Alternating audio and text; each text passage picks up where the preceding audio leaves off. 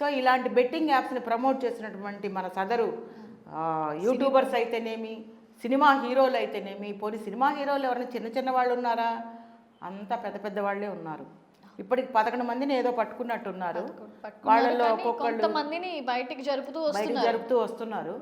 ఒక్కొక్కరు క్షమాపణ అడగడాలు, నా తప్పు అయిపోయింది. ఇది తప్పు అయిపోయింది అంటే క్షమించేటువంటి తప్పు కాదు ఇది. ఎందుకంటే మీరు ఒక సినిమా ఫీల్డ్లో లేకపోతే యూట్యూబ్ ఫీల్డ్లోనో మీరు ఉన్నప్పుడు మీరు సంపాదించుకోవడానికి అనేక మార్గాలు ఉన్నాయి మీకు. ఏది? కళ ద్వారా.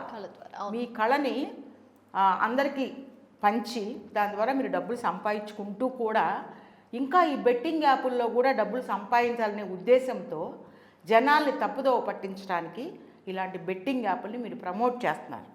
సో అది ఎట్టి పరిస్థితుల్లో కరెక్ట్ కాదు. ఎవరైతే ఇందులో ఇంకా చాటుగా దాక్కొని ఉన్నారో వాళ్ళని కూడా పబ్లిక్లోకి తీసుకురావాలి.